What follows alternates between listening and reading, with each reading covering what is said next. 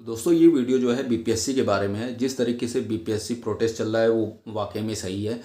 आप एक सेंटर पे मतलब 13 दिसंबर को बीपीएससी का पेपर आयोजित हुआ और उस सेंटर पे क्या है लीक का मतलब गड़बड़ी पाई गई।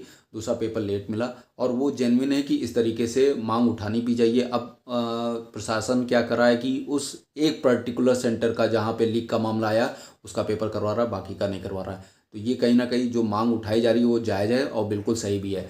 उसके परहेज में जो विद्यार्थी आंदोलन कर रहे हैं उसके क्या कर रहा है कि प्रशासन क्या कर रहा है, लाठीचार्ज कर रहा है या बच्चों को मार रहा है और लड़कियों को भी मार रहा है। तो ये इस तरीके से जो काम हो रहा है ये बहुत ही ये समझ लीजिए अन्याय है एक तरीके से। आप अपनी मांग नहीं रख सकते हैं। जो बच्चा तैयारी कर रहा है कायदे से और वो अपनी बातें नहीं रख पाएगा तो किस तरीके से आप सोचिए कि जो बच्चा पढ़ के सिविल अपनी मतलब सेवा में जब कार्य करेगा तो कैसे वो निष्पक्ष काम करेगा। जो पुलिस प्रशासन है वो भी पीट रहे हैं, इनके भी बच्चे तैयारी कर रहे होंगे तो सोच लीजिए किस तरीके से ये अन्याय न्याय नहीं कर रहे हैं।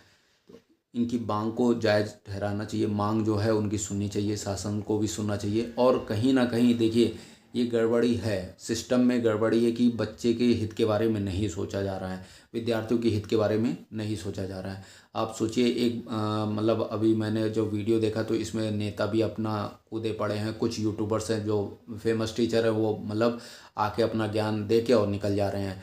उनसे उनको कोई लेना देना नहीं है कि बच्चा पीटा जा रहा है या कोई भी पीटा जा रहा है, उनको कोई लेना देना नहीं है। सिर्फ अपनी बातें रखी और राजनीति करा, वीडियो बनाया और निकल गए।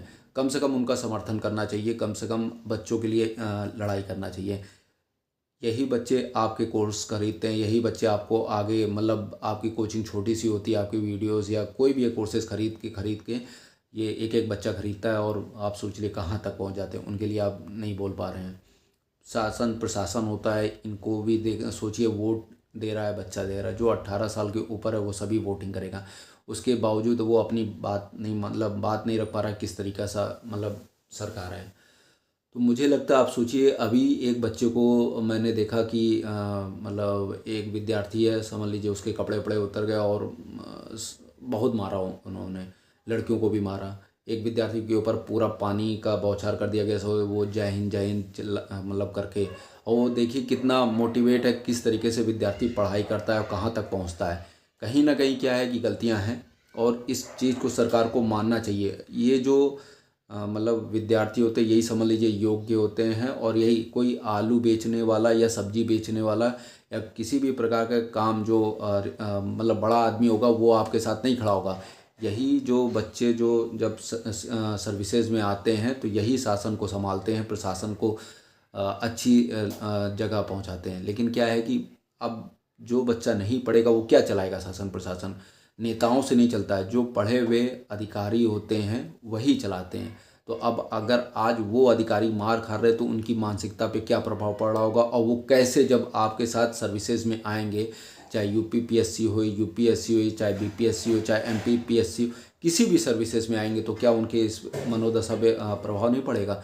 तो कहीं ना कहीं सरकार को इस बच्चों के साथ बैठ के मीटिंग करनी चाहिए, उनके हित के बारे में सोचना चाहिए। सिर्फ भाषण देने से और विद्यार्थी के लिए दो बातें बोलने से कभी कुछ नहीं होने वाला। उनकी बातों को समझना चाहिए। एक बच्चा किस तरीके से तैयारी करता है और कहाँ तक का उसको समय लगता है, जीवन में कितनी संघर्ष का सामना करना पड़ता है, तब जाके वो एक अधिकारी बन पाता है।